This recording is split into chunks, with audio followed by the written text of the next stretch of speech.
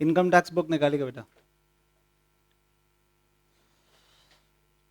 देखिए, टैक्स जो एक सब्जेक्ट है, सबसे पहले तो ये समझिए कि इस सब्जेक्ट का नाम भले ही टैक्स हो, लेकिन दिस इज एक्चुअली लॉ। ये लॉ का काउंटर पार्ट है। लॉ तो सर आपका खत्म हो चुका था, वो तो फर्स्ट ईयर में खत्म हो गया। नहीं सर, लॉ खत्म नहीं हो सकता है। लॉ मीन्स कोई भी चीज को अपने गाइडलाइंस पे लिख चुके हैं, ताकि कोई भी कंट्री में उसको यूज करे तो उसी ढंग से परसीव करे जिस ढंग से गवर्नमेंट चाहता है। तो आपने कॉन्ट्रैक्ट पढ़ा था, याद होगा, उसका नाम क्या था? Indian contract act 1872। Partnership act भी 1932 समथिंग, एक ईयर के साथ। एक्ट हमेशा ईयर के साथ होता है। वैसे ही आपका जो इनकम टैक्स है, वो इनकम टैक्स एक्ट है, because it's a law. I can change the scenario. और लॉ जब पढ़ा जाता है तो लॉ के साथ एक प्रॉब्लम है, लॉ के लैंग्वेजेस बहुत अलग होते हैं। In fact I will say very bad, hard, और ना समझने के लायक। और हार्ड होना भी चाहिए ना, वरना लॉयर का दुकानदारी कैसे चलेगा? तुम हमारे पास पढ़ने थोड़ी आओगे। तो ये जानबूझकर शायद इसलिए ये लोग ऐसा लैंग्वेज में लिखते हैं कि इससे एक बिजनेस अपॉर्चुनिटी क्रिएटेड रहे। देखो, हर एक का बिजनेस को भी देखना गवर्नमेंट को, ये एक बिजनेस भी एक साइड में। तो वो इंटरप्रिटेशन वही कर सकता है जो उस तरह का पढ़ाई करके आया है। तो interpretation of law is very important.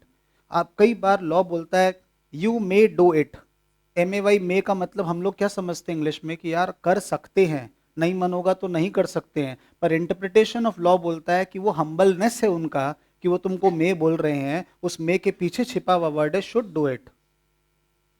तो मैंने तुमको बोला बेटा प्लीज कल पढ़ने आ जाओ कभी फ्यूचर में, तो इसका मतलब मैं बोल रहा हूं कल चुपचाप आ जाना।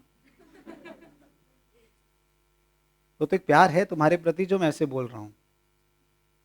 This is law. लॉ का लैंग्वेज खाली एक्सेप्ट करना है, और लॉ एक नया सब्जेक्ट है हमारे लिए। उसको एक्सेप्ट जितना जल्दी करेगा उतना अच्छा है। क्योंकि कोई भी सब्जेक्ट के साथ दो ही बातें होंगी, या तो वो आपका फेवरेट बनेगा या वो मैथ्स बनेगा। और सॉरी, मैथ्स भी तो फेवरेट है, या वो कोई अनफेवरेट सब्जेक्ट बनेगा।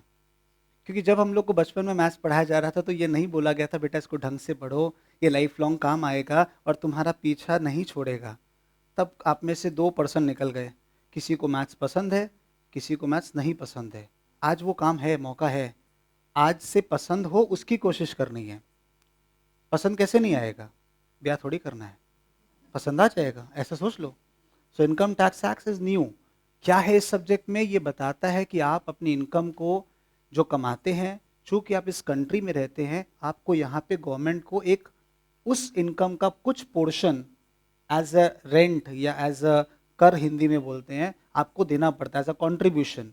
क्योंकि उस कॉन्ट्रीब्यूशन के बिना देश नहीं चल सकता है। आप सब अगर सोचें कि यार मैं इतना कमा रहा हूँ, गवर्नमेंट 30% टैक्स ले रहा है, क्यों मैं दूं? सब तो नहीं देते हैं। अगर हर इंसान ये सोचे कि मैं टैक्स क्यों दूं, तो देश कैसे चलेगा? एक बहुत छोटा सा बात कोट करता हूँ। आपका घर है सभी का, उसमें साफ सफाई के लिए कोई पर्सन रखे हो?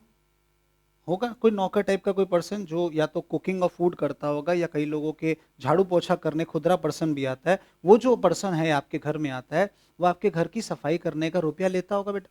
कितना रुपया? एक छोटा सा अमाउंट बोल दो, कुछ भी जो लेता होगा। क्योंकि घर तो 500 स्क्वायर फीट का भी होता है, 5000 स्क्वायर फीट का भी होता है। एक एवरेज मिडिल क्लास आदमी के हिसाब से 500 रुपया कम से कम लेता होगा। तो तुम्हारा 500 स्क्वायर फीट का घर का सफाई का खर्चा 500 रुपया। पूरा देश का सफाई कौन कराएगा?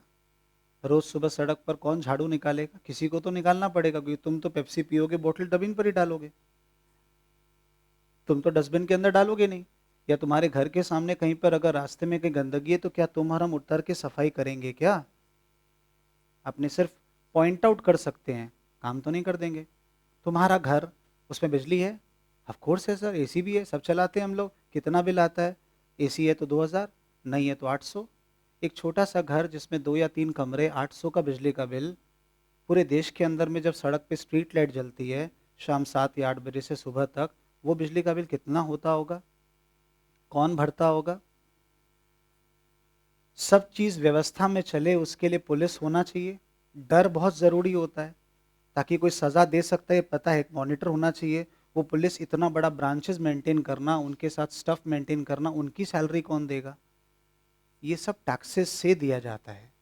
और टैक्सेस से कोई पूरा थोड़ी पड़ रहा है। पर टैक्सेस एक जरिया है जो गवर्नमेंट रखता है कि कम से कम इतना तो यहाँ से आ जाएगा, बाकी चलो हम लोग कंट्रीब्यूट कर देंगे। तो everybody should contribute a part of his income to the taxes to the government, क्योंकि सिर्फ हमारे ही कंट्रीब्यूशन से हमारा देश चल रहा है। If you want our country to be a better place, तो उसके लिए सबको थोड़ी बहुत तो कंट्रीब्यूशन देनी पड़ेगी। सब आदमी अगर ये सोच लें कि मैं क्यों करूँगा, तो फिर काम कैसे चलेगा। टैक्सेस इसलिए लगाया जाता है, टैक्सेस का पर्पस ही है to common the to defray the common expenses. जो कॉमन एक्सपेंसेस देश पर हो रहा है उसको बाइफरकेट कर देना।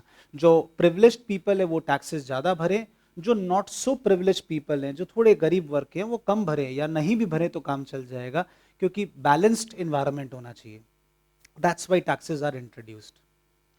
इनकम टैक्स हर साल बदलता है, थोड़ा या थोड़े से ज़्यादा, पर बदलता ज़रूर है। उसको बदलने के लिए अमेंडमेंट्स आते हैं। क्या आते हैं बेटा? अमेंडमेंट्स। नए वर्ड है, एक्सेप्ट कर रहे हैं वर्ड को पहले। अमेंडमेंट्स यानी कुछ चेंजेस। अकाउंट्स काफ़ी साल से नहीं बदला, कॉस्टिंग नहीं बदला, मैथ्स तो शायद बदला ही नहीं है कुछ भी। इनमें 50 साल में कुछ भी चेंजेस हुए होंगे तो बहुत ज़रा से हुए होंगे, पर टैक्स को हर साल बदलना होता है, because it's like adapting to the situation. अभी आपको ठंड लग रही है तो कॉटन गारमेंट्स पहनोगे कि वुलन गारमेंट्स पहनोगे? अडेप्टिंग। बारिश होने लग गई तो अम्ब्रेला के साथ निकलोगे, एकदम गर्मी पड़ने लग गई तो कॉटन वेयर में चले जाओगे, अडेप्टिंग टू सिचुएशन। तो वैसे ही देश में कुछ नया होता है, गवर्नमेंट को कोई सबक मिलती है या चीज़ों को और ठीक करनी होती है, तो गवर्नमेंट उसमें चेंजेस लाते हैं। फेब्रवरी में हर साल बजट आता है, वो बजट फेब्रवरी में ज़रूर आता है, पर वो इस साल के लिए नहीं होता है, वो अगले साल के लिए होता है। यानी 11 महीने पहले, करीब करीब एक साल पहले गवर्नमेंट आपको इन्फॉर्म कर दे रहा है कि देखो भैया अगले साल से ये टैक्सेस होंगी, इन पर ये लगेगा, इस पर ये नहीं लगेगा। तो तुम अपने आप को प्लान कर लो, तुम अपने आप को बचाने का रास्ता भी ढूंढो। गवर्नमेंट तुमको ये भी अलाउ कर रहा है, you can shield yourself, पर shielding in a proper way, not by dodging the government, not by cheating them, not by smuggling goods, by doing it in a proper and healthy way, जिससे आपका और हमारा किसी का नुकसान नहीं हो। इसलिए टैक्स असेसमेंट ईयर के हिसाब से पढ़ा जाता है। फर्स्ट पेज में देखो वहां लिखा हुआ है tax for the assessment year 2015-16, first page एकदम पहला पन्ना। ये हर साल बदलेगा, अगले साल 16-17, पिछले साल 14-15। इसमें एक बात बताऊं, आप में से अगर कोई प्रोफेशनली कोई पढ़ाई करता है आईपीसीसी या सीएमए या सीएस, तो उनका अभी जो क्लासेस टैक्स का होगा वो इससे एक साल आगे का होगा।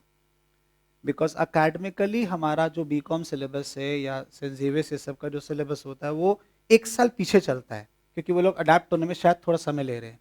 तो हम 15-16 पढ़ रहे हैं, पर असल में अभी पढ़ना चाहिए या पढ़ाया भी जा रहा है प्रोफेशनल पीपल को 2016-17। यानी उनकी पढ़ाई हमारी पढ़ाई में ये नहीं कि 100% चेंजेस है, 10-5% अलग अलग चैप्टर में थोड़ा थोड़ा चेंजेस है। हमारा सिलेबस टैक्स को अगर हम लोग जब सीए फाइनल में थे तो 8 पेपर होता था, ग्रुप 1 ग्रुप 2 में 4-4। We use to make a mockery, mockery नहीं एक्चुअली रियलिटी थी, कि टैक्स सब्जेक्ट को एक तराजू पे रख दो और बाकी 7 सब्जेक्ट को दूसरे तराजू पे रख दो, टैक्स फिर भी भारी रहेगा। इतना बड़ा है टैक्स, कोई एक इंसान पूरे एक जीवन में पूरा टैक्स कर पाए और समझ पाए, ये इम्पॉसिबल के बराबर ही है। It's like a Pacific ocean जिसको आप और हम मेजर ही नहीं कर सकते। तो आप हम टैक्स का सिर्फ कुछ कंटेंट पढ़ रहे हैं, पूरा टैक्स तो पढ़ ही नहीं सकते। टैक्सेस भी डिवाइडेड है, direct tax, indirect tax. Direct tax में इनकम टैक्स जो तुम पढ़ रहे हो, वेल्थ टैक्स पढ़ाई है, इस तरह करके डिवीजन से डिवीजन से। और कोई भी आदमी सब कुछ का मास्टर टैक्स में ही नहीं हो सकता। मतलब तुम सोचो एक सब्जेक्ट पर ही पूरा कमांड नहीं हो सकता है। You want to be a genius, you can be either in direct tax or you can be in indirect tax. 1 in a million एक अलग पर्सन हो सकता है, but not the general person. ये टैक्स है, दिस इज द कंटेंट जो हम लोग को पढ़ना है, ठीक है। फिर आप पेजेस में आगे चलेगा, जैसे हर मैट में है मेरा वैसे ही सारा पैटर्न है। पेज नंबर 5 में आपका सिलेबस दिया हुआ है according to the marks distribution. Bottom में पेज नंबर्स हैं, पेज 5 मार्क्स डिस्ट्रीब्यूशन मिला सबको बेटा। ये मार्क्स डिस्ट्रीब्यूशन भी अभी नहीं, मैं पढ़ाता जाऊंगा, फिर कुछ कुछ दिन बाद देखेंगे हाँ हमने इतना पढ़ाई 10 मार्क का कर लिया, या so on and so fourth. उसके बाद ऑनर्स और पास का एकदम प्रीवियस ईयर का क्वेश्चन पेपर भी डाला हुआ है पेज 7 ऑनवर्ड्स। अच्छा, आपके हाथ में जो टैक्स की बुक है उसकी एक और स्पेशल बात, पास और ऑनर्स के लिए टैक्स का बुक्स डिट्टो सेम है, एक भी पन्ना अलग नहीं है। पर अकाउंट्स में अलग है, कॉस्ट में अलग है, पर इसमें डिट्टो सेम है because the syllabus is same. सिर्फ एकदम माइन्यूट सा चेंजेस है, वो मैं नहीं भी बोलूंगा तो आपको कोई फर्क नहीं पड़ रहा है।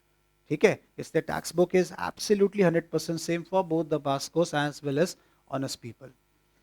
इसलिए उसमें दो पेपर है बेटा। पेज 7 में आप हेडिंग में देखो जनरल लिखा हुआ है, पेज 7 का फर्स्ट लाइन में जनरल लिखा हुआ है, तो जनरल मतलब हो गया पास वाले बच्चों का पेपर, वो खाली पास वाले पढ़ लेना बाद में एग्जाम टाइम में जब भी आप देखेगा।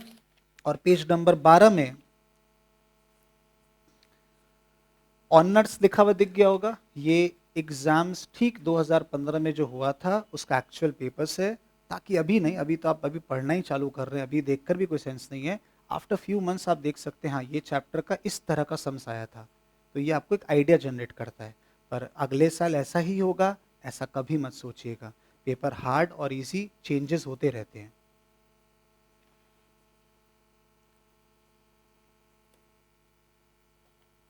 कॉपी में कुछ लिखिएगा बेटा, अभी मुझे मैथ का थोड़ा कम काम है, थोड़ा सा कॉपी में नोट्स लिखिएगा।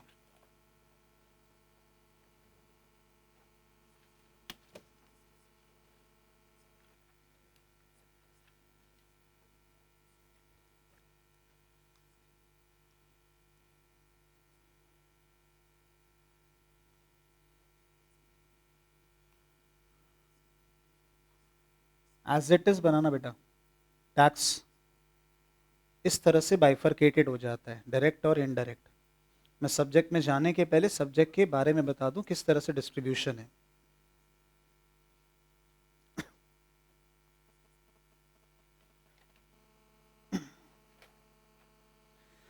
आपका टैक्स 100 मार्क का पेपर है बेटा, 100 मार्क के अंदर ये वाला 75 मार्क्स और ये 25 मार्क में डिवाइड हो गया।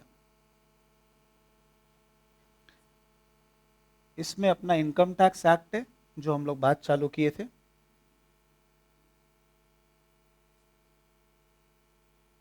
और वेल्थ टैक्स एक्ट है, इसका डिवीजन है ये।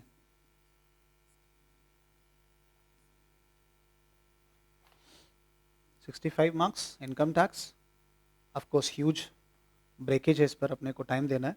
इसमें 10 मार्क का है।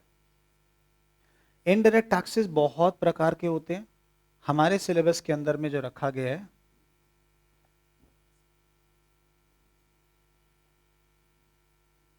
CST, अभी फुल फॉर्म नहीं भी लिखेंगे तो काम हो जाएगा, सेंट्रल सेल्स टैक्स, वो जर्नी है 10 मार्क के लिए।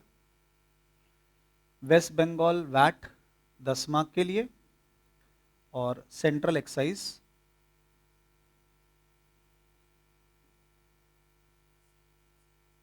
5 मार्क के लिए।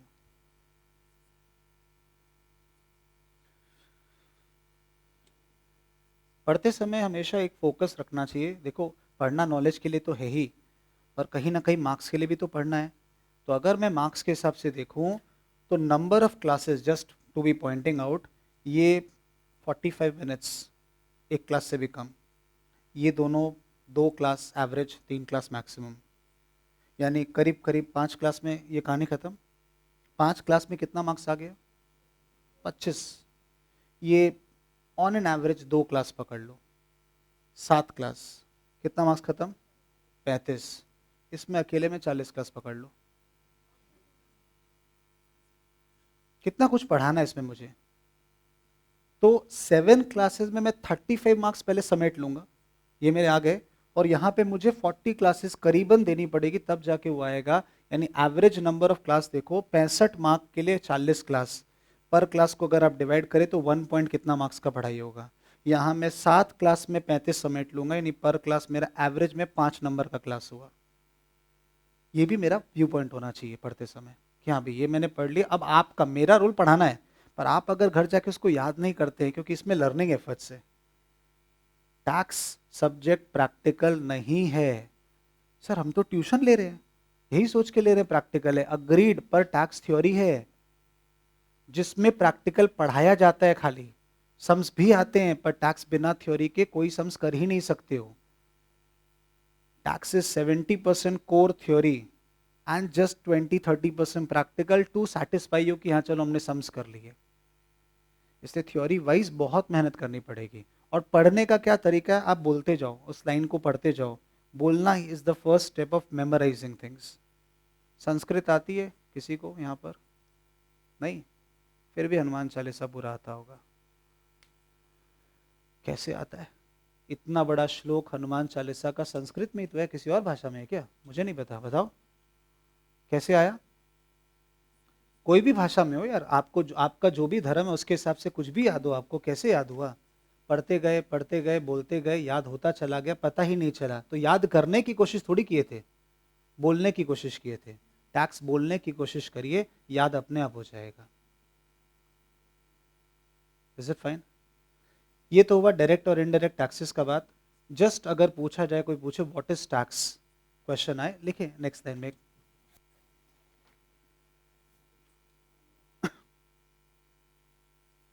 What is tax?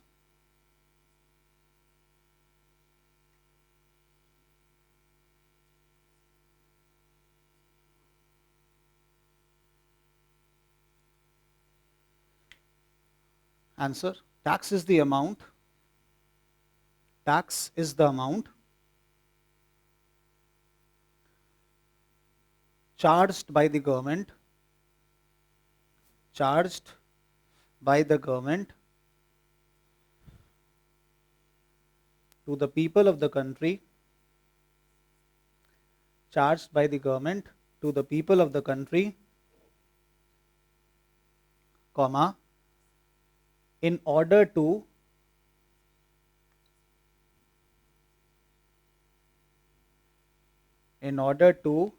defray the common expenses, defray the common expenses of the state, of the state, STATE, of the state या country, जो भी आप वर्ड लिखना चाहें। तो देश में जो कॉमन में बता रहा था, पुलिस वालों का खर्चा, स्ट्रीट का लाइट जलना, सफाई करवाना, गार्डन को मेंटेन करना, ये सब चीज़ें जो एक्सपेंसेस है गवर्नमेंट आपके लिए करती है। सड़क बनवाना, आज एक छोटा सा घर को पेंट करवाते हैं, थोड़ा मरम्मत कराते हैं, 50,000 लाख रुपया लग गया। पूरा इंडिया का सड़क अच्छा मेंटेन रहे, फ्लाईओवर बने, करोड़ों रुपए लगते हैं यार, हजारों हजारों करोड़ रुपए। वो कहाँ से आएगा? इन्हीं में से आएगा। इनको मीट करने के लिए गवर्नमेंट आपसे पैसा मांगता है। पर आप ये नहीं सोच सकते कि चूंकि मैंने देश में टैक्स भरा है तो मेरे को उसकी वसूली होनी चाहिए, वरना तो ये हो गया मंदिर में मैं 10 रुपए चढ़ाया हूं तो चिंता करूंगा 10 का लड्डू तो कम से कम लेकर जाऊं। ऐसा थोड़ी होता है यार। इस श्रद्धा से थोड़ी मंदिर में चढ़ावा चढ़ाते हैं, नहीं, किसी की मदद इसलिए थोड़ी की जाती है। तो आप कॉमन एक्सपेंसेस के लिए कंट्रीब्यूट कर रहे हैं। डोंट एक्सपेक्ट कि you are getting any privileges whatsoever from the government.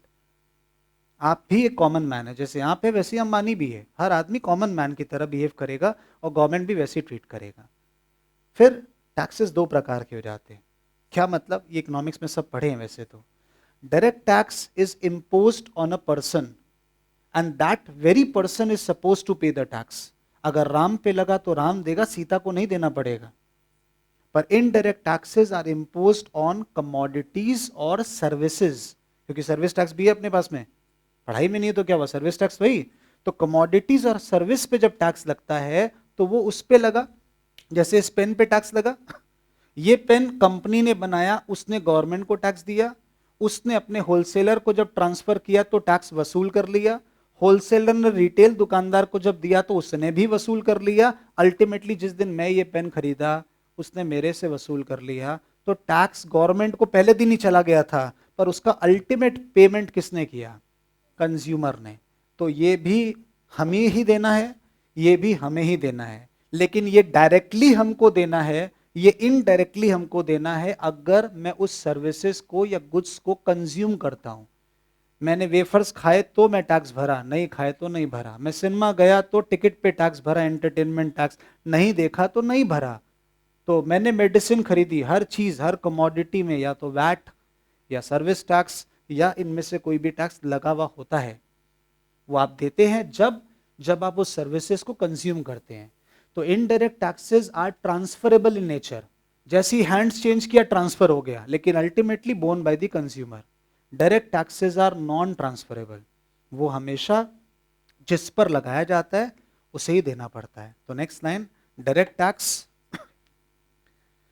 Dash कर सीधा उसमें लिखो, it is imposed on a person,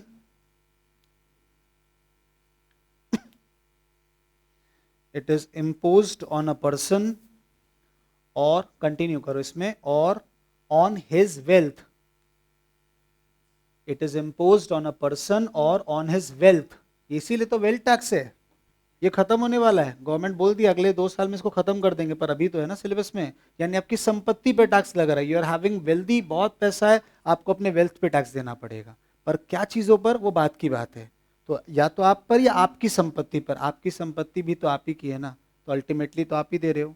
next line, indirect tax dash दीजिए, डैश देकर, it is imposed on commodity or services, it is imposed on commodity or services, they are transferable, full stop के बाद इसी में they are transferable।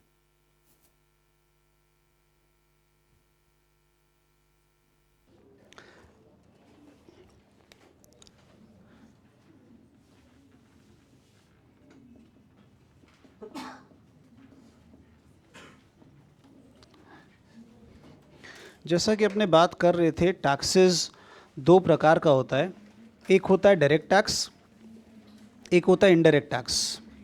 Direct tax वो होता है जो किसी पर्सन पे अप्लाई किया जाता है और उसी को पेमेंट करना पड़ता है। लाइक मिस्टर ए पे टैक्स लगा तो मैं दूंगा, मिस्टर बी पे टैक्स लगा तो वो देगा, मिस्टर सी पे लगा तो वो देगा, hence the name direct tax, 1 to 1 tax. आप कमाए, आपकी संपत्ति है, आपके पास वेल्थ है, आप टैक्स जमा करिए।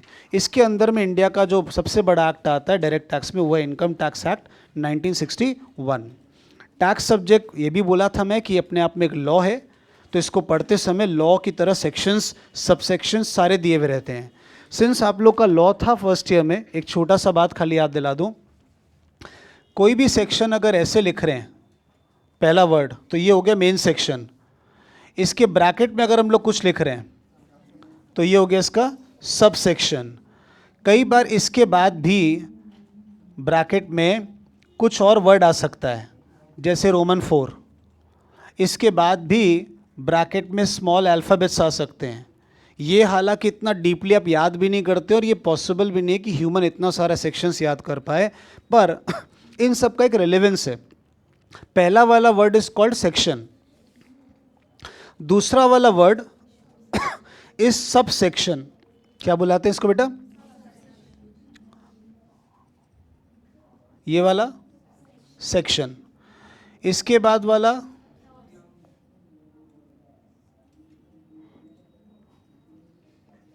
और लास्ट वाला para. These are all stagnant things, ये चेंज नहीं हो सकता है। कोई भी लॉ जब बनाया जाता है तो उसको बहुत शिद्दत से बनाया जाता है, उसके पीछे जो फंडामेंटल्स है वो सेम रहते हैं। सेक्शन सबसेक्शन किसी भी मैनर में हो सकते हैं, यानी इंग्लिश न्यूमेरिकल नंबर्स और ये वाले 3 समटाइम्स 2a, ऐसा भी कॉम्बिनेशन हो सकता है, पर क्लॉजेस हमेशा रोमन नंबर्स में होते हैं, that to small roman numbers. Paragraph हमेशा ABCD स्मॉल अल्फ़ाबेट्स में होते हैं। इसलिए ये सब चीज़ें ऐसी होती हैं। जैसे कोई नॉवल पढ़ते हो तो कभी ध्यान देना, नॉवल जब चालू होता है तो वहाँ पे लिखा होता है चैप्टर 1, कुछ पन्ने बाद चैप्टर 2। उसी तरह इनकम टैक्स भी चैप्टर्स में बटा हुआ है।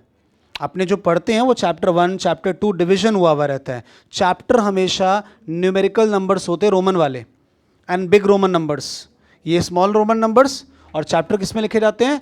कैपिटल रोमन नंबर्स में, 1, chapter 2, so on and so fourth. जितना भी बेसिक डेफिनेशन है वो सब का सब किस चैप्टर में पढ़ाया जाता है? चैप्टर 1 में पढ़ाया जाता है। जब कोई चीज़ चालू होती है तो ऐसे चालू होती है क्या? 60 के बाद क्या आता है? 58 के बाद 70, फिर 73, फिर 71, ऐसे पढ़ाई करते हैं क्या अपने? कैसे पढ़ाई करते हैं अपने? नंबर्स 1, 2, 3, 4, 5, 6, मतलब एक ऑर्डर में होता है, क्रोनोलॉजिकली होता है। सेम वैसा यहाँ पर भी है। जब भी एक्ट बनता है, कोई भी एक्ट, नॉट इनकम टैक्स, कोई भी, तुम कंसिडरेशन पढ़े थे याद है, इंडियन कॉन्ट्रैक्ट एक्ट पढ़ा था, हर एक्ट का बुनियाद सेम चीज पर होता है, उसका सेक्शन 1 उस एक्ट का नाम होता है, वो कब चालू हुआ उसका डेट होता है, और वो कहाँ कहाँ अप्लाई होगा वो लिखा होता है। That is the first definition section 1 में। वैसे इनकम टैक्स एक्ट का नाम इनकम टैक्स एक्ट कब बना, 1961 में, अप्लाई हुआ 1 अप्रैल 1962 से। इसका एप्लीकेबिलिटी पूरे इंडिया पर except the state of Jammu and Kashmir, क्योंकि जम्मू एंड कश्मीर एक डिस्प्यूटेड पार्ट है, इसलिए उस पर वो अप्लाई नहीं हो रहा है। सेक्शन 1 फिक्स्ड है, हर जगह एक जैसा। सेक्शन 2 जब बनेगा, जितना आपको जानकारी चाहिए मैं सिर्फ उतना ही बात बोलूँगा, ठीक है। सेक्शन 2 जो चाहिएगा वो हमेशा डेफिनेशंस होता है। डिफाइन क्यों करना चाहिए चीज़ों को। आज अगर कोई बंदा एक वर्ड यूज़ करता है, pen, eraser, pencil, boy, girl, human being, plant, trees, तो इन सब का एक इंग्लिश डिक्शनरी में एक वोकैबुलरी मीनिंग है। जब आप पेन को रेफर करते हैं तो पेन से आप जो समझते हैं वो कभी इरेजर हो सकता है क्या, या इरेजर वर्ड अगर रेफर करते हैं तो क्या उससे कोई मीनिंग समझ सकता है पेन बंदा मांग रहा है, नहीं। तो इनकम टैक्स में भी जिस वर्ड का English meaning does not clash with the meaning of the tax उसको डिफाइन नहीं करते हैं, पर अगर इनकम टैक्स में उस वर्ड का कुछ और मीनिंग वो लोग कहना चाहते हैं जो नॉर्मल इंग्लिश में आदमी नहीं बोलेगा, तब वो लोग उसको डिफाइन करते हैं कि भैया जब आप मेरे साथ इनकम टैक्स एक्ट पढ़ेंगे, मैंने अगर आपको एक वर्ड दिया ईयर, तो ईयर का मतलब आप क्या समझते हैं। सर ईयर जनवरी में स्टार्ट होता है, दिसंबर में एंड होता है, एकदम सही, इसको कैलेंडर ईयर बोलते हैं। क्या बोलते हैं बेटा, पर इसके अलावा भी ईयर का कुछ मीनिंग हो सकता है, तो इनकम टैक्स वाला उसको डिफाइन करने के लिए जाता है, निकल पड़ता है कि देखो भाई मेरे हिसाब से ईयर का मतलब ये है, हेंस द चैप्टर डेफिनेशन। तो basic concepts and definition chapter का पर्पस है कि वो आपको उन वर्ड से वाकिफ़ कराए, जानकारी दे जिसकी मीनिंग इनकम टैक्स में कुछ और है और अदर इंग्लिश मीनिंग में उसकी कुछ मीनिंग और है, ठीक है ना।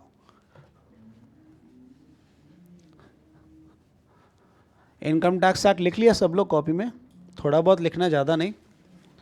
मैट में भी लिख सकते हो क्योंकि टैक्स का ज़्यादातर नोट मैट में लिखने से काम हो जाएगा, तो उसी चैप्टर में ऊपर नीचे लिख लो, नहीं तो कॉपी में, जैसे आपकी इच्छा।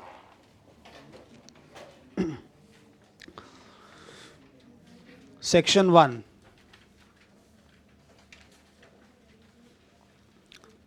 The name of this act is, लिखना बेटा सभी को, the name of this act is income tax act 1961, income tax act 1961, income tax act, 1961, and it applies to the whole of India, and it applies to the whole of the India,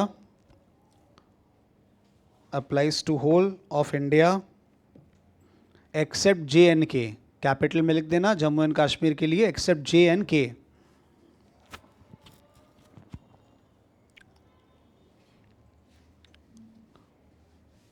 ठीक है, definitions हम लोग जो पढ़ने जा रहे हैं section 2 का है, तो next line section 2, section 2 dash देकर लिखेंगे, इट ऑलवेज कंटेन्स,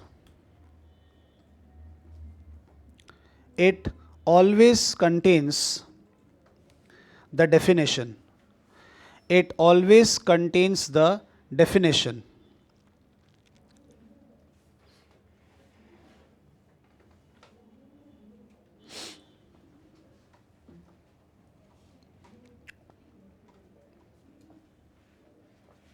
धीरे धीरे धीरे आराम से, ठीक ना। डेफिनेशंस आपको ज़्यादातर जो चाहिए, क्योंकि डेफिनेशंस तो बेइंतहा हैं, बहुत सारे, अपने जो चाहिए वो मैट में लिखे गए हैं, आपको मैट से खाली देखना है।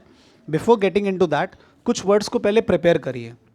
अभी जो मैं वर्ड ईयर बोल रहा था, इनकम टैक्स में ईयर स्टार्ट होता है 1 अप्रैल को और चूंकि वो स्टार्ट अप्रैल में हुआ है तो कैलेंडर के हिसाब से भी 12 महीना होना चाहिए, 12 से ज़्यादा हो नहीं सकता, तो अप्रैल में 12 महीना जोड़ेगा बेटा, तो अपना ये पहुंचेगा कहाँ तक, 31 मार्च of course next year.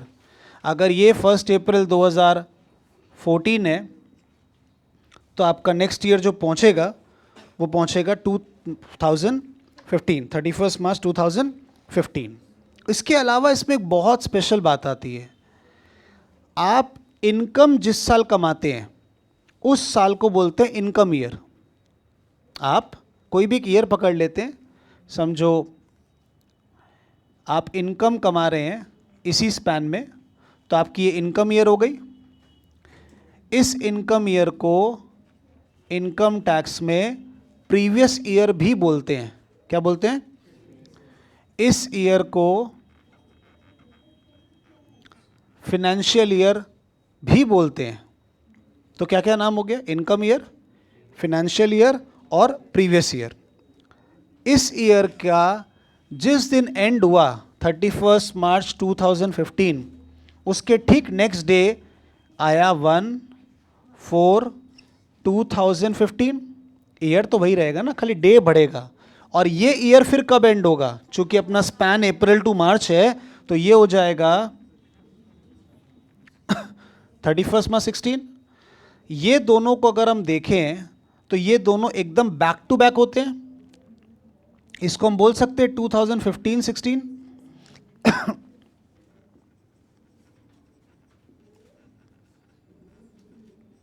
Income tax इसको बोलता है असेसमेंट ईयर। कुछ बहुत सारे नए वर्ड्स आएंगे, धीरे धीरे जाने दो। The word is assessment year. ये हमेशा बैक टू बैक होते हैं। तो आप जिस प्रीवियस ईयर में खड़े हैं, ठीक उसका अगला साल क्या होगा? Assessment year. तो अगर पेयरिंग चल रही है प्रीवियस ईयर 2012-13 की, तो उसका असेसमेंट ईयर होगा बेटा, अगर ये 13-14 है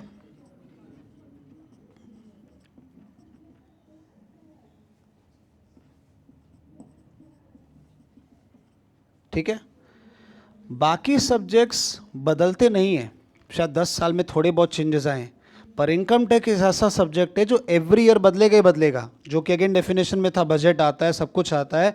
आप जब पढ़ाई कर रहे हैं तो वो with respect to a particular year होना चाहिए। इनमें से कोई भी एक पेयरिंग, आपका पेयरिंग ये वाला चल रहा है, ये सब बीत चुका है, आपको पीछे वाले साल से मतलब नहीं, आपको आने वाले साल से मतलब नहीं। ऑफ कोर्स रियल लाइफ में है, पर अकेडमिकली अगर आप पढ़ाई कर रहे हैं तो आपका ईयर कौन सा चल रहा है बेटा? Previous year 14-15 with reference to assessment year 15-16। Income tax को एक बोलने का तरीका है, यहाँ पे असेसमेंट ईयर को लेकर बोला जाता है। इसीलिए जो भी टैक्स बुक होती है उसमें भी अगर आप प्रिंट देखेंगे तो they always right the word assessment year 15-16। That means अगर हम 15-16 पढ़ रहे हैं तो ऑटोमेटिकली प्रीवियस ईयर कौन सा पढ़ रहे हैं? 14-15 पढ़ रहे हैं। तो हमारा लैंग्वेज जो बोलने का होगा वो क्या होगा? हम कौन सा असेसमेंट ईयर पढ़ रहे हैं? 2015, 2016, 2015, 2000। आपका मैथ का फर्स्ट पेज एक बार देखो, एकदम फर्स्ट पेज,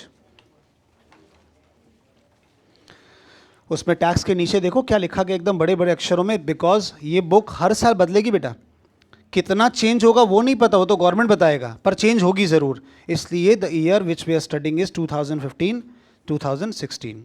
ये एक बात और जान लेना कि आप चूँकि बीकॉम में हैं या कोई ऐसा कोर्स कर रहे हैं जो यूनिवर्सिटी सिलेबस है, दे आर 1 ईयर बिहाइंड। अगर आप सीए कोर्स कर रहे हैं या आप सीएस इंटर में हैं तो उनका जो कोर्स का मटेरियल अभी चल रहा है सेम टाइम पर, वो ये नहीं चल रहा है वो चल रहा है 2016, 2017, यानी वो एकदम करंट चल रहा है, अपने एक साल पीछे पड़ रहे हैं। इसलिए आपका नॉलेज उनके काम का नहीं और उनका नॉलेज आपके लिए एक्स्ट्रा हो जाएगा, आपका भी नुकसान होगा, उनका भी नुकसान होगा। इसलिए never try to share your subject with the people who are doing professional courses. कई बार आपके भाई या आपके बिल्डिंग में या कोई भी ऐसा कज़न जो प्रोफेशनल कोर्स कर रहा है, आप सोचेंगे उनका टैक्स बुक से आप थोड़ा सा गेन कर सके नॉलेज, तो वो जो गेन करेंगे वो या तो आपके ईयर के लिए रेलेवेंट नहीं है या आपके सब्जेक्ट के लिए रेलेवेंट नहीं है, दोनों में आपका नुकसान हो जाएगा।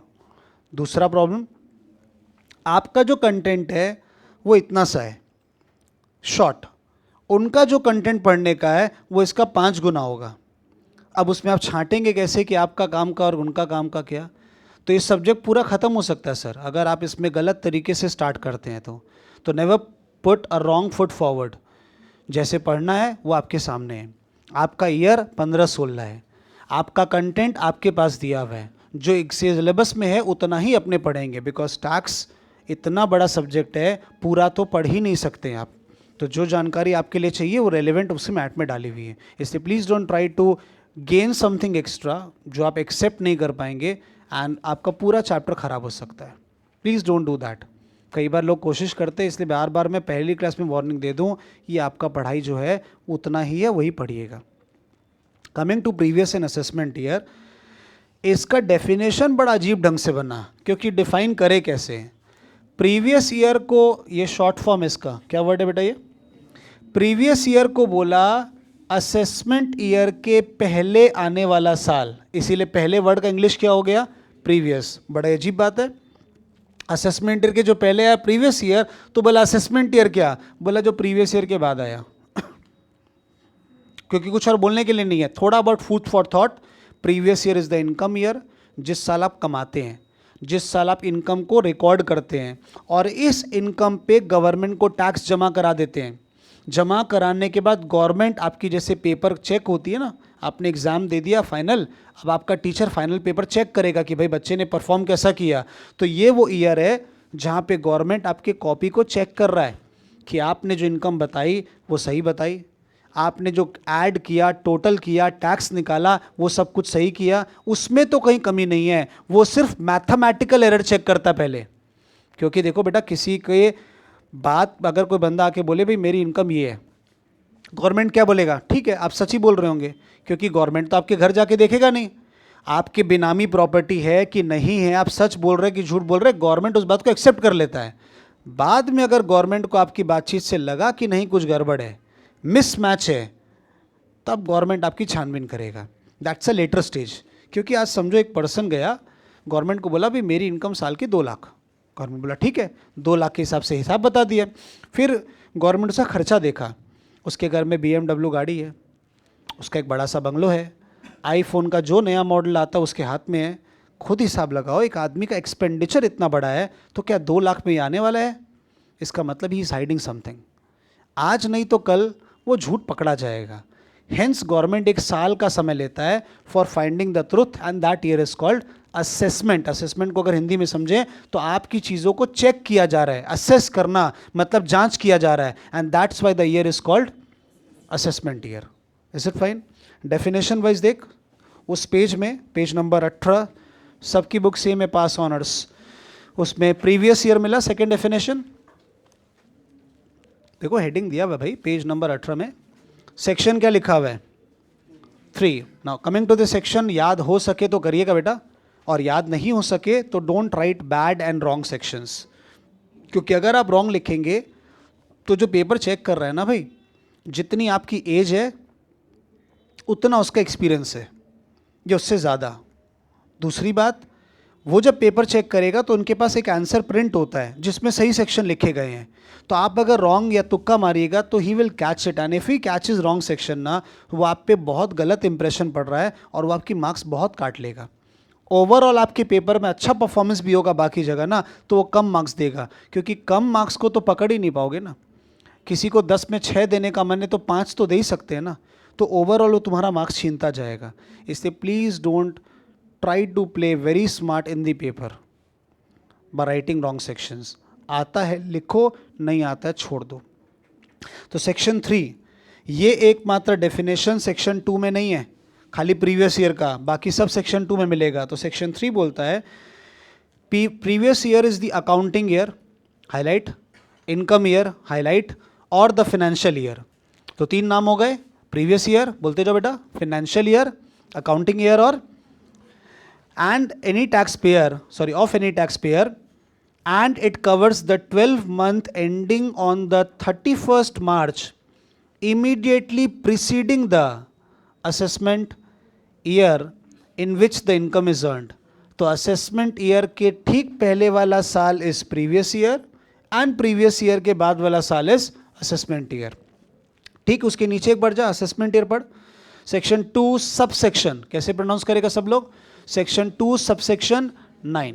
अच्छा, कुछ सेक्शन मैं आपसे उम्मीद करूंगा, बहुत ज़्यादा नहीं, कुछ सेक्शंस कि आप याद कर सकते हैं, तो मैं बोल दूंगा ये सेक्शन याद कर लो या सर्कल कर लो, तो ऐसा कुछ बोलूं तो समझ जाना कि वो सेक्शन आप कोशिश एटलीस्ट कर रहे हैं याद करने के लिए। तो 2 सबसेक्शन 9 सर्कल होगा, याद हो जाएगा। अपने अपने मैट में सभी करें। Tax assessment for all the person is made, person पे हाईलाइट कर, in terms of a particular period which is known as assessment year, यानी इस साल आप बंदे का क्या करते हैं? असेसमेंट करते हैं। As per section 2 subsection 9 of the income tax act, assessment year means the period of 12 months starting on the first day of the April every year and ending on the 31st March of next year. It is the year just after, stress on the word after, the previous year in which the income is earned, in which the income earned in the previous year is tax. तो आपने अपना ये पूरा एक साल कमाने में लगाया, 31 मार्च तक अकाउंट्स आपका रेडी हो गया। पर एक बात बताना, आज कोई भी चीज़ के लिए कर, आप कॉलेज गए, आपके टीचर ने 4 क्लास पढ़ाई, आप घर चाहती वो 4 क्लास पूरा याद कर लेते हो? जो पढ़ाया डिट्टो एकदम कंप्लीट? नहीं।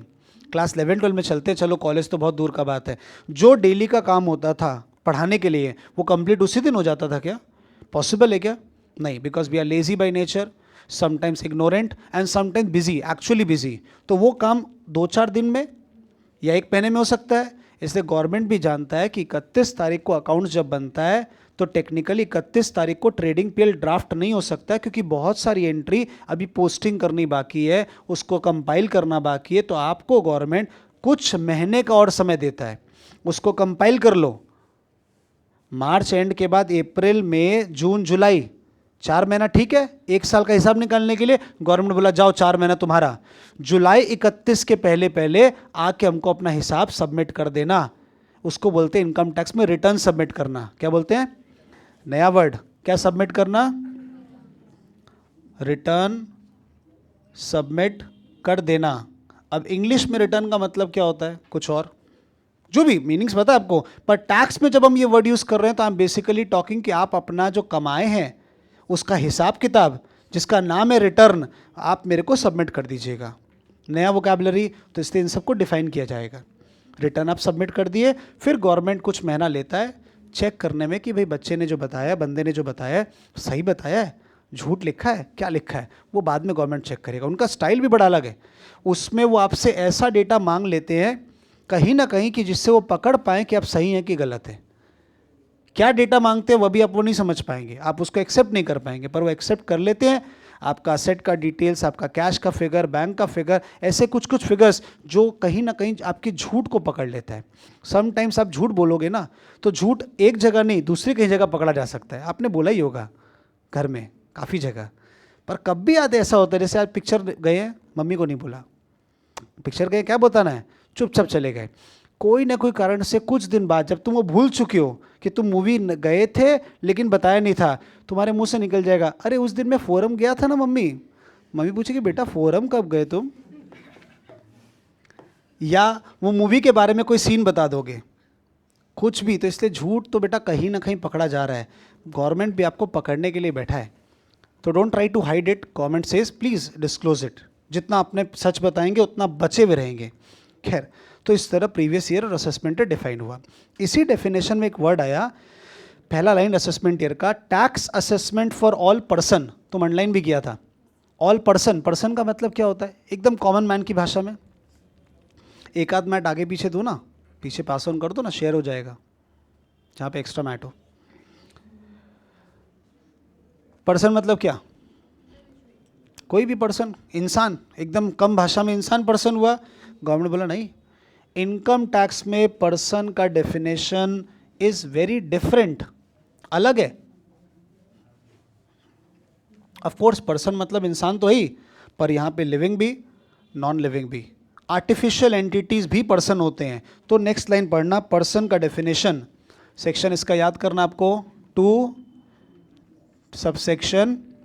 देखो शुरू में जब सीख रहे हो तो 2 सबसेक्शन 31 बोलो, धीरे धीरे 231 भी बोलोगे तो हम और आप दोनों समझ जाएंगे कि आप क्या बोलना चाह रहे हो, पर शुरुआत से शॉर्टकट नहीं बोलेंगे बेटा।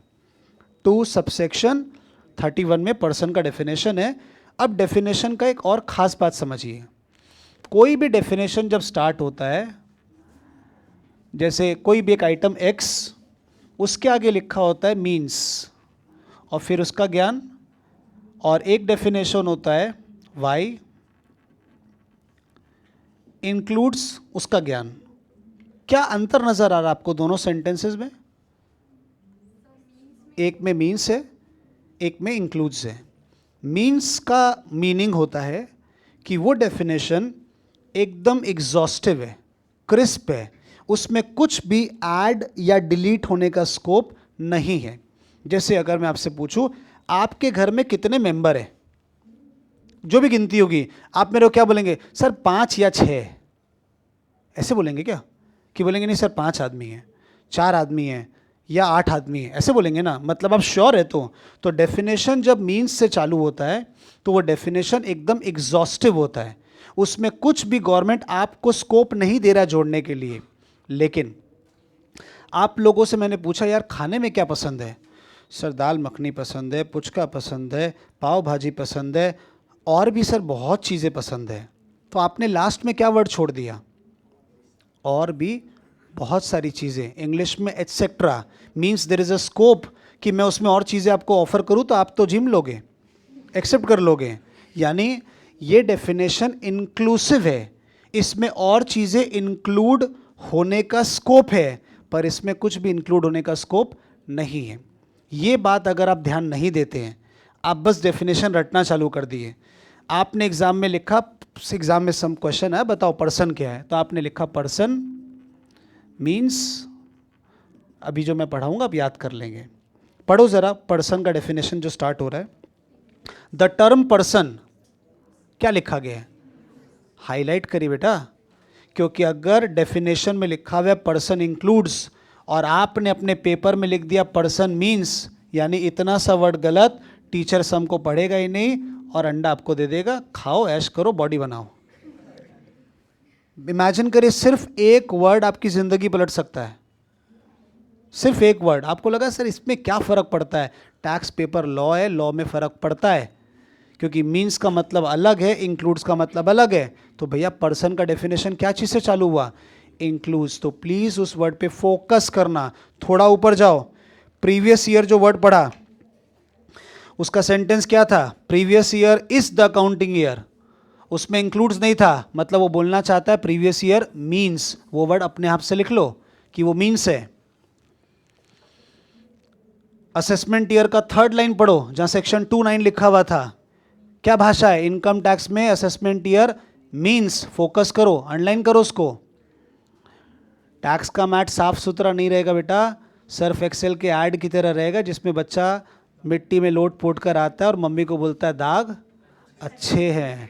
तो टैक्स का मैट को अगर सफ़ा चट रखोगे टाइट गैड की तरह तो कुछ नहीं सीख पाओगे।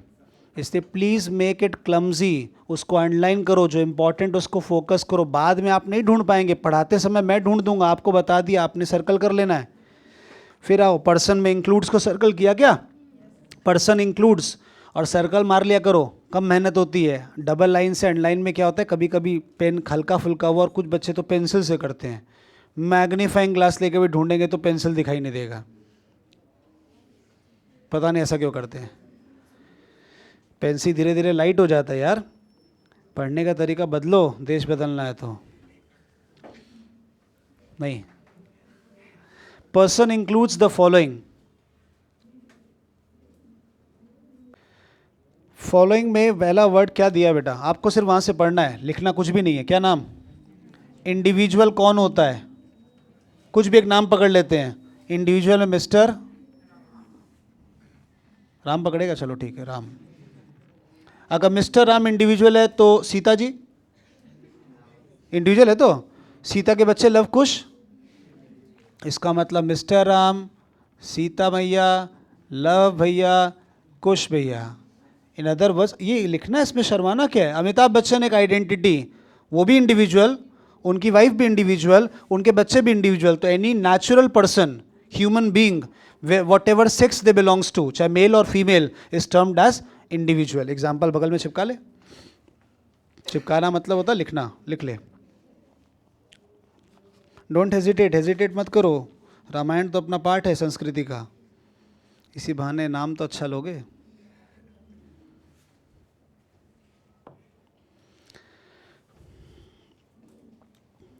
हर एक वर्ड को नीचे आप थोड़ा जाओ, जहाँ पे वो 7 पॉइंट्स ओवर हो रहे हैं, उसी पेज में लास्ट लाइन क्या लिखा हुआ है? Generally the word individual includes natural person, it includes both male female, it also includes minor और even a person of unsound mind. यानी हर पॉइंट को डिटेल्ड मैंने लिखा है, पढ़ना आपको घर जाके है। मैं आपको एक आइडिया भी देता जाऊँगा फटाफट में।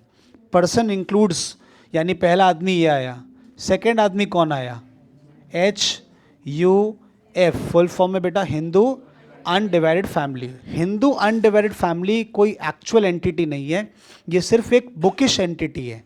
हिंदू अनडिवाइडेड फैमिली मतलब जहाँ पर आज भी समाज में जॉइंट फैमिली है, जहाँ पे लोग साथ में बिजनेस करते हैं, उस बिजनेस एंटिटी को बोला जाता है Hindu undivided family. It's nothing but in simple word क्या? Joint family. ये समाज से उठकर आया है, इसलिए इसके अंदर में सामाजिक हिंदू लॉ अप्लाई होता है। इसका डिटेल एक्सप्लेनेशन अगले पन्ने में दिया हुआ है, वो आप आराम से पढ़ना। समरी, एक जॉइंट फैमिली के अंदर में जो भी बच्चा जन्म लेता है वो बाय डिफ़ॉल्ट फैमिली का मेंबर हो जाता है। जैसे आप अपने ऊपर लीजिए, जब आप जन्मे आपका एक नाम है और नाम के आगे आपका एक सरनेम है। तो जन्म लेने के बाद में तो चलो आप बोल नहीं पाते थे, उस समय तो वहाँ सभी कर रहे थे।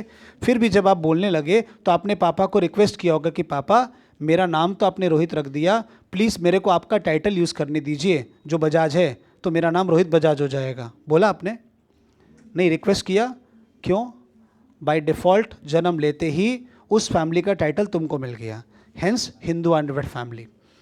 ठीक है, तो ये पूरा समाज से उठकर आया है। तो जो भी मेल मेंबर, अब थोड़ा बैड वर्ड्स यूज़ करते हैं जो नहीं बोलना चाहिए, only male member can be a part of the family, क्योंकि लड़की पराया धन है।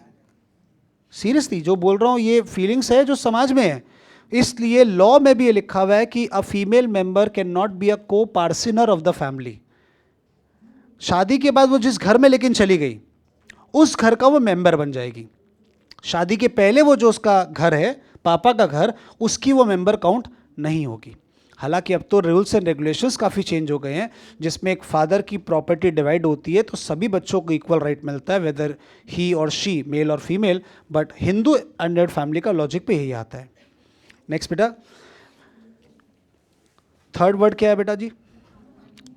ये सब इंक्लूड में चल रहा है ना, मतलब ये भी है, ये भी है, ये भी है। ये लोग सब कौन है? पर्सन है। कंपनी, कंपनी प्राइवेट लिमिटेड भी होती है, पब्लिक भी होती है। कंपनी इंडियन कंपनी भी होती है, फॉरेन कंपनी भी होती है। तो यहाँ पर हर कंपनी को रखा गया है, whether it is a domestic company और whether it is a foreign company, hence the word company. Next चौथा वर्ड फर्म। फर्म को हम और आप इस नाम से बुलाते हैं। तो ये इसका शॉर्ट फॉर्म, ये इसका फुल फॉर्म। तो any partnership entity is also a kind of person for the purpose of income tax. Next बेटा, association of person AOP and body of individuals। ये एकदम नया वर्ड है, अभी तक तो फिर भी सुने सुनाए वर्ड आ रहे थे, इस वर्ड को समझना। एसोसिएशन मतलब मिलना, ऑफ किसका मिलना? पर्सन्स। तुम ये जो डेफिनेशन पढ़ रहा है अभी तक, ये किसका डेफिनेशन पढ़ रहा है? यानी पर्सन का डेफिनेशन में एओपी में भी पर्सन है, तो एसोसिएशन ऑफ पर्सन मतलब association of these 4 people in any permutation और कॉम्बिनेशन। एक इंडिविजुअल के साथ दूसरा इंडिविजुअल, या बहुत सारा नाम सोचते जाओ, इसके साथ ये, इसके साथ ये, इसके साथ ये, इसके साथ ये, any permutation is called association of person. जहाँ पे 2 एंटिटी, इन चारों में से कोई भी मिल करके कोई काम करते हैं, जिसको अकाउंट्स की भाषा में जॉइंट वेंचर बोल सकते हैं, वो एंटिटी हो जाएगा एसोसिएशन ऑफ पर्सन्स। वो एंटिटी का पर्पस ही है कि कुछ पीरियड के लिए काम करेंगे, काम खत्म होगा, प्रॉफिट अपने अपने लेंगे और तुम अपने रास्ते में अपने रास्ते। फिर मन मिला तो फिर से काम करेंगे, नहीं मिला तो कोई बात नहीं। तो हम अपनी आइडेंटिटी भी रखेंगे और इसकी एक नई आइडेंटिटी मानेंगे which is called association of person. यहाँ पे लोग अपनी इच्छा से जुड़ रहे हैं, प्रॉफिट कमाने के इंटेंशन से जुड़ रहे हैं। पर ये जो वर्ड है इसका आखिरी वर्ड क्या है? बॉडी ऑफ, यानी इसका अगर आखिरी वर्ड पे स्ट्रेस करें तो क्या समझ में आता है? इसमें सिर्फ और सिर्फ कौन हो सकता है? इसलिए ये बॉडी ऑफ इंडिविजुअल्स क्या है? सपोजिटली धीरू भाई अंबानी को सब जानते हैं, उनके दो बच्चे हैं, एक अनिल अंबानी, एक मुकेश अंबानी। उनकी प्रॉपर्टी भी बेइंतहा है। जब ही डाइड उन्होंने कोई वसीयत नहीं बनाई थी, because he was very fond of his sons. उनको पता था वो लोग मिलकर साथ में व्यापार करेंगे, but that does not happen. ऐसा हुआ नहीं। कुछ समय बाद दोनों में लड़ाई हुई, झगड़े हुए, डिस्प्यूट हुए, दोनों अलग अलग हो गए। तो अनिल अंबानी और मुकेश अंबानी जब अलग हो रहे हैं, अलग होने में सबसे पहले तो लड़ाई होगी कि कौन कौन सा प्रॉपर्टी रखेगा। पापा का ये बंगलो उनका, कि ये वाला अच्छा गाड़ी ये वाली मेरी, कि ये वाली तेरी। समझ रहे हो? जो बेसिक डिस्प्यूट घर में होता है, विभाजन डिस्प्यूट, पार्टीशन के समय, वो डिस्प्यूट जब होता है तो ये लोग दोनों तो सेटल नहीं कर सकते हैं। कौन सेटल करेगा? कोर्ट। तो ये कोर्ट इनको उस पीरियड के लिए, जिस पीरियड में इनकी लेगेसी डिवाइड हो रही है, एक एंटिटी बना के रख देगा जिसका नाम होगा बॉडी ऑफ इंडिविजुअल्स। तो जो भी मरने वाला उत्तराधिकारी होगा, लीगल हायर्स होगा, उसको अपने लॉ में बोलते हैं बॉडी ऑफ इंडिविजुअल्स। जिस दिन गवर्नमेंट ने सारी प्रॉपर्टी डिवाइड कर दी, फिर उनकी अपनी एंटिटी जो है ऑलरेडी, मुकेश अंबानी अपने आप में इंडिविजुअल और अनिल अंबानी अपने आप में इंडिविजुअल, वो अपना अपना बिजनेस कंटिन्यू कर सकते हैं। कंटिन्यू तो शुरू दिन से कर रहे हैं, खाली कैसे डिवाइड करेंगे उस पीरियड के लिए ताकि उन पर टैक्स लगाया जा सके। गवर्नमेंट उनको क्या नाम दे दिया? Body of individuals. फिर एक बात बताना, ये association of what? Person, any combination. पर ये बॉडी ऑफ, एक डिफरेंस। दूसरा, ये अपनी इच्छा से होता है, एओपी इच्छा से होता है, इंटेंशन से। पर बॉडी ऑफ इंडिविजुअल्स इंटेंशन है क्या? मजबूरी है। जब तक विभाजन नहीं हो रहा तब तक मजबूरी है। तो ये मजबूरी में बन रहा है और ये अपनी इच्छा से बनाया जा रहा है। तो कल को अगर कभी आपका 2 या 5 नंबर का डिफरेंस आए तो आप ये 2 पॉइंट लिखेंगे, the difference between AOP and body of individuals. मैट में भी सजा के लिखा हुआ है, पेज नंबर 2020 का फर्स्ट पैरा मिला, उसको डबल टिक लगा लो बड़ा करके, ताकि याद करना आपको, difference between AOP and BOI.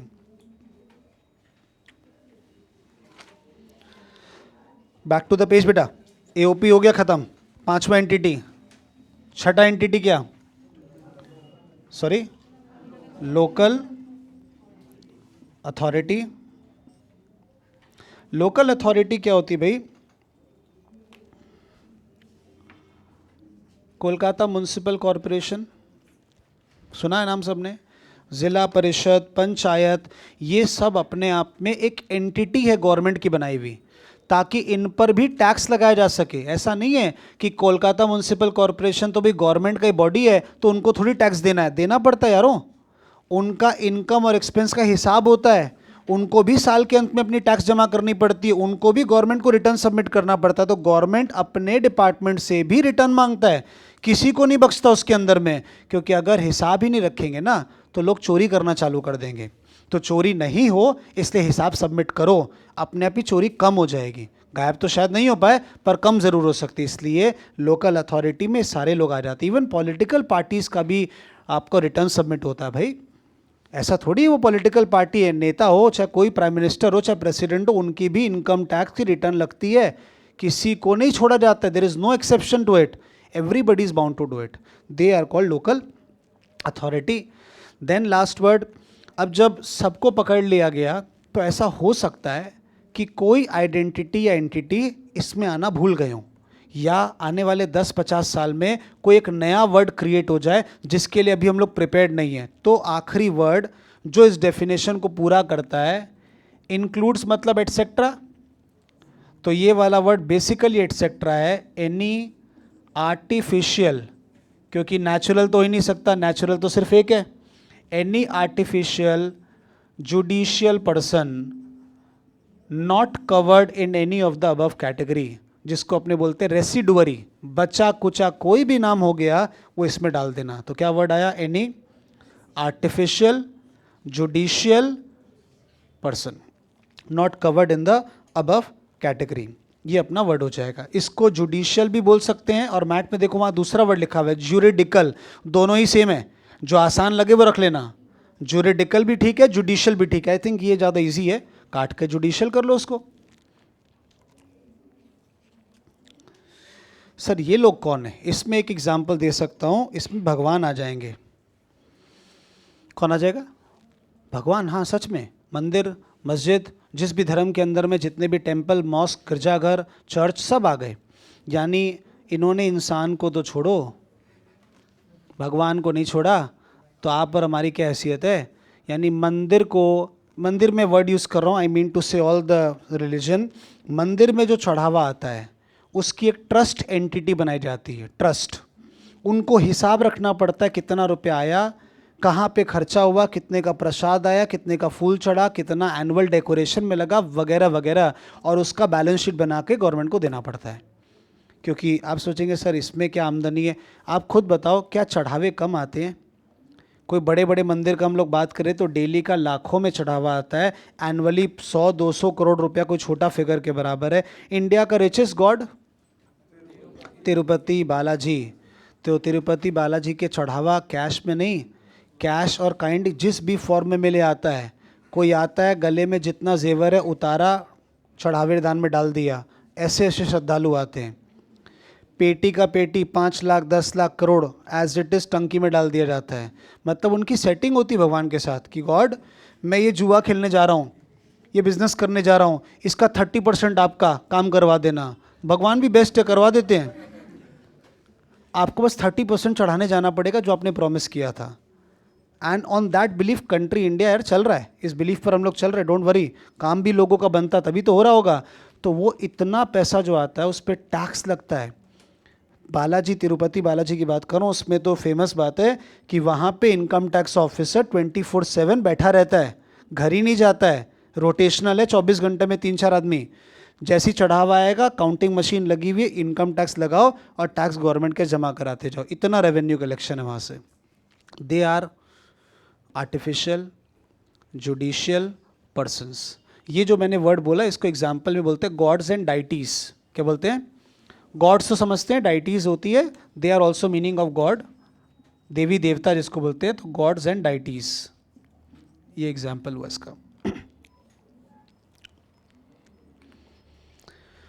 तो एग्जाम डेफिनेशन सिर्फ 6 लाइन का, ये यहाँ से यहाँ तक बस। क्या चालू करेंगे? Person includes the following. Section लिख पाए तो बहुत अच्छा। सेक्शन 2 सबसेक्शन 31, 1 से लेकर 7 लिखा, फुल स्टॉप, एक भी एक्सप्लेनेशन देने का दरकार नहीं है, क्योंकि डेफिनेशन क्रिस्प होना चाहिए। समझने के लिए 1.5 पन्ना लिखा मैंने, पेज नंबर 19 से लेकर अगला पन्ना सिर्फ आपको समझाने के लिए। एग्जाम में when they are asking definition, tax की खास बात, अगर वो 2 लाइन का है तो आप 2 लाइन लिखिए। वो 4 लेटर का है, 4 वर्ड है उसमें, तो 4 वर्ड ही लिखिए, 5वां मत लिखिए, आपको फुल मार्क्स मिलेगा। पर उतना लिखिए जो लिखा हुआ उसमें एज इट इज। इसलिए memorising part is very important. They have to learn all the definitions.